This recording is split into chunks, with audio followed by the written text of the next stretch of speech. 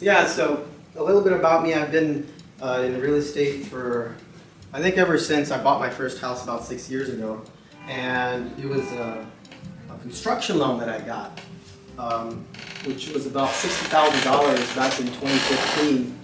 And then moved out here because I met someone special that I'm now married to. And we bought a home. And when we bought the home in Maryhill, in Santa Clarita, I was very specific in what I was looking for because I was already thinking I'm going to convert the garage into an ADU. So that's how I got started and how I learned everything about ADUs. My brother, who is a licensed contractor now, this is his company, he helped me with the project. And I learned a little bit about, what is an ADU, why you should consider adding one, and just the process of getting started, the breakdown of the cost, and a little bit about me and following me on social media because I talk about it quite often on shorts and clips. So let's click on what is an ADU. It's an accessory dwelling unit. So you can click on examples. So these are the many names that are associated with dwelling units: granny flats, guest houses, casitas, in-law units. When I first started this project, and I didn't know this, you have the garage here, and you have the main house. And my idea was to have a door here connected to the main house.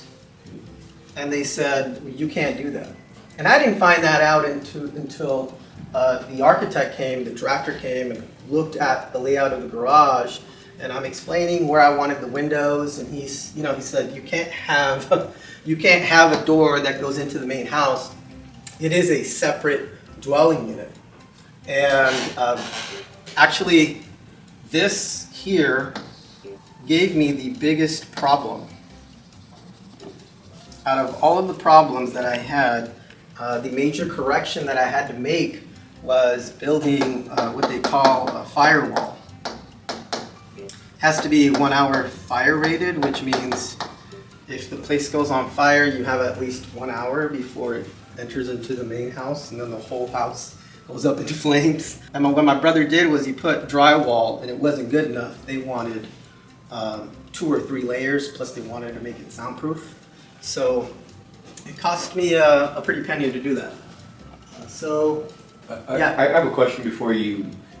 So all those different names, they all mean ADU? Yeah. You know how you're saying, because you hear people say a granny unit or, so that, Well, all those mean the same thing, ADU. Yeah, but I would say you could call it an ADU, but if you have a casita in the back, it might just have a bathroom and a room, and it won't have a kitchen, so it'll just be a casita. I see. Yeah. The thing So- with the ADU, if it has its own address, then probably it's identified as an ADU. Yeah. Yeah. Okay. So these are the types of garage conversions. You can have one over the garage. You can just convert the garage on its own. You can have one built from the ground up, or an attic conversion. I ended up doing this one, which per price, it's probably the easiest because it already has the roofing, the framing, and I saved 3/4 of the footing. Probably need that footing right on the garage door. Which one, upright? Yeah. Yeah, you were there. No, I missed it. You were there for the appraisal. Upright. When you were there for the appraisal, were you there for the bad appraisal or the good one? I think you were there for the bad one. Yeah.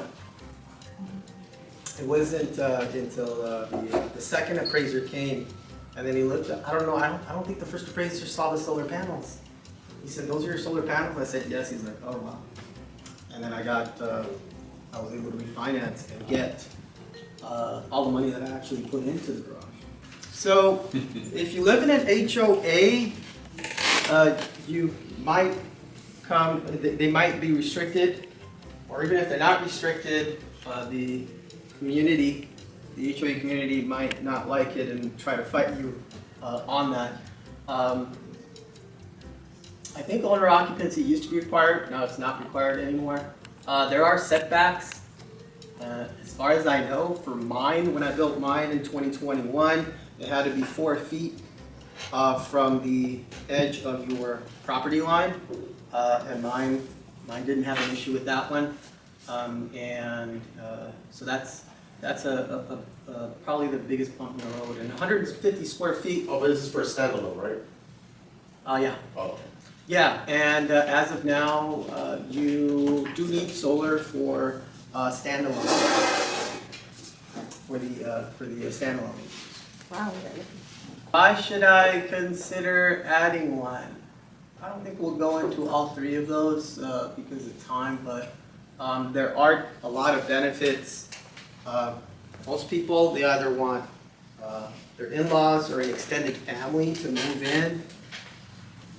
So I guess it's important to budget right. For me, I already knew that I was going to be renting it out on Airbnb, only because Santa Clarita does not have any regulations on Airbnb, on short-term rentals in general. So I had looked at listings in the area that were at about $100 a night. So that's $3,000, easy math. My mortgage is $2,500. So it's covering the mortgage and the utilities at this point. Well, yeah, the benefits. I mean, there's just a ton of benefits to having an ADU because it adds square footage to your home as well. So my home went from 1,500 square feet to 2,000. So the equity went from $535,000 home that I paid for 3 years ago to $720, almost $200,000. But then, it hurts you a little bit with property taxes, come property tax time, because you do have to, disclose all that information. So let's go to the next one. You can go back. You want current climate? If you click on current climate, does it list like bullets? Well, for current climates, yeah, so we have an estimated 1 million people that are moving to California by 2050. I know there's a lot of talk all the time about, a lot of talk about Californians leaving, but I had renters that moved in from Minnesota about 4 years back. So people still come here because it's a very liberal state. Yeah. And we have a lack of homes here, 400,000, and that number is just going to continue growing because of the restrictions on building a home, right? So many of them.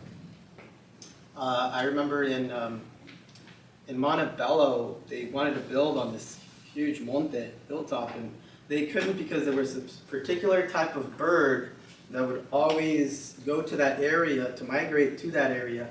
Because of that bird, they couldn't get, everything rolling with building units. So, yeah, I think it was very close to the mall. So it would have been. Oh, They started- they started building there. Yeah, they did now. Yeah. But I think it was, I'm almost like 10 years ago. Yeah, they had that they're issue. just finished, they're just finishing up. I mean, Yeah. So they had to relocate the bird, I guess. That's something.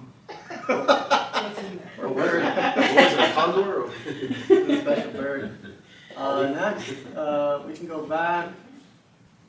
So, whether you're, you want to build an ADU and you're thinking about it, it's always good to get a site study. Or like a feasibility report. You can contact a licensed contractor, and he should be able to give you that information for free. For me, let's see here. Yeah, I had an architect that came to my home that just did plans on ADUs, and he was able to let me know, yeah, you can build one here. It's not an issue. You don't have setbacks. I think this is definitely more for if you're building from the ground up. Now you have an engineer, right? A soil engineer and an architectural engineer. You have to come and make sure that the soil is good soil for building an ADU. And then the drafting and the permits. So these are ballpark, but they could start. I know that there's a lady that I use that I refer, and she starts her design fees at about $6,000. But permits, forget that 8,000 because it could be bigger than that. But it's depends on where you are. So these are the plans right here. These are the actual plans to my ADU, and this was the correction that I had to make. Did you see here in red? The inspector actually, put it in bubbles, and she was like, 1 hour fire rated. You can probably see it right here. It says 1 hour fire rated. The plans don't always go as planned. Yeah, since you guys are close, you guys can come up a little closer. I want you guys to see this really quick. So this is the ADU, and you see this. This is the living room here. So there are no walls other than for the bathroom, right? And it's an open space. So you have the bedroom here, the living room here, the kitchen here, and it's 420 square feet, which is about a two-car garage, which are pretty standard. So the first one was the washer dryer, and what I ended up doing with the washer dryer, instead of it being stackable like it shows right here, I actually have a counter like this, and I stack the washers and dryers underneath, which saved a lot of space. The second thing that no one caught was this door. So you come in and you open the door, and where do you turn the lights on? You have to open the door, then close the door, then turn the lights on over here, because you can't hear because the shower.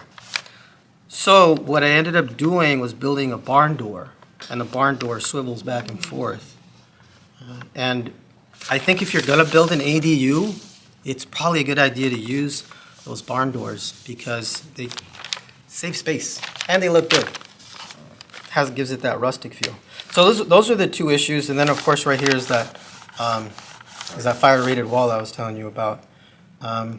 People were telling me go with like this and make this a bedroom, but it looks too enclosed.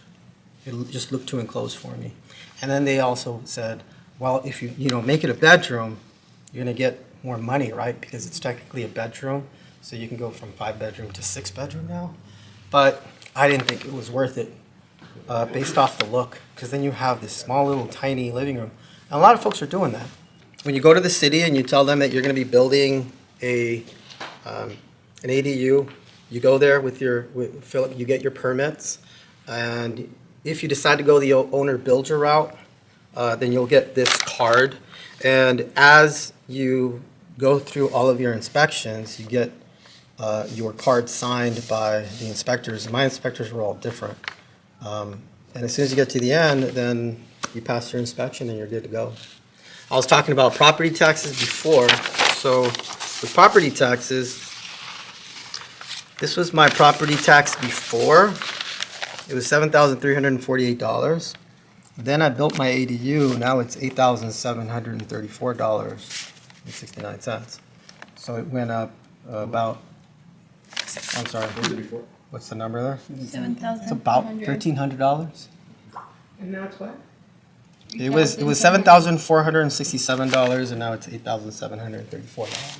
Does it ever just stabilize, or it keeps on going up as long as properties keep on going up?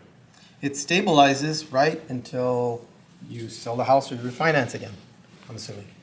Not refinance, but if you sell a house. Sell the house. Or propositions or reassessment, so it all depends. Yeah. So these are pictures of my ADU. That's the best one I could take of the entire one before I knew how to use like panoramic view on the phone. But that's the bathroom. That's enclosed. The kitchen goes over there. Living room here, and bedroom on this side. And that's the firewall that you're up against it. But Yeah, that's the firewall, and that's the door that led to the living room, to the house, when it was a garage, but we had to put drywall on there. I spent about, this was 3 years ago, so the framing cost about $6,000. You did some of the work yourself, right? Yeah, I did. I mean, I can't say that I did the work, but I helped my father and my brother a lot. I mean, now how many times they were like, can you get me this piece at Home Depot? Just take the piece with you, because I was like, I don't know what it is. Just take the piece with you and then go to Home Depot and get me 2 of the ones you have in your hand. So I'd go there, or sometimes it'd be like, you see this wood, go get like 20 pieces and go to Lowe's, because at Lowe's they're gonna like actually help you put it in your truck. I'm like, okay, I'll go to Lowe's. They're very helpful. Those are some more helpful. 'Cause they're more Oh yeah, expensive. yeah. Home They're more Depot, they're expensive. just kind of like, you know, you gotta go over there and ask. You gotta go over there and ask. This is the plumbing. This, when I looked at the estimate, because I got an estimate from a construction company, this was the most expensive part of the job. This is like all cement, right? So my dad had to go in with this huge cutter. It's a blade like this big. And it was in the rain, and he was just cutting and making the cuts everywhere, right? And my brother and I are just looking at him do it. And once he's finished, he's like, you know that right there, just the cuts that he made for you, you're gonna give him like, I was giving him like 150 a day. They were working basically daily. He said that right there would have cost you 3,000. But so how much money did that save me? A ton. And that's why I bring up. And when you look at like your estimate for building an ADU, it's gonna be pretty costly, and it has to be done right. You don't want any issues with the roof. Yeah, that trenching right there. So just digging and digging and digging with the shovel. That's the front of my house, and we were looking for that, which is the sewer line, which is made out of clay. In Santa Clarita, they're made out of clay. Is that what you But did? we couldn't find it. You did that too? Yeah, Like you did? I digged. Oh, wow. I digged, and it was like this high. When I went in, it was like my head With was the up. shovel and everything, huh? With the shovel and everything. Oh, God. Yeah. But I went to the city of Santa Clarita. I went to the Los Angeles Department of Building Services, and I said, I'm trying to locate the sewer line. And she had her computer, and she flipped the screen, and she was like, that's where your sewer line is, that blue line right there. So I was like, oh. Okay. So we're kind of there. We're kind of there, so we just kept digging, and we actually ended up finding it, you know, in that same spot, but it was a little further. Sometimes the city can help you and answer questions that you may have, especially if you get one where there are no waiting lines. And in Santa Clarita, there's like, there's no waiting lines. They're very helpful. They're very helpful. And then that's me. And I put this insulation in. I think it's R19, but don't quote me. So I put that insulation in, and I also placed it on the top, on the ceiling. So I think it was $2,000. It was maybe $600 in materials. So I think I saved about $1,400 for doing it on my own. Would I do it again? I don't think I would. It was just the fiberglass all over the place, and then it was getting in my hands, and it's not a good feeling. It's itchy. Yeah. You can't get it out.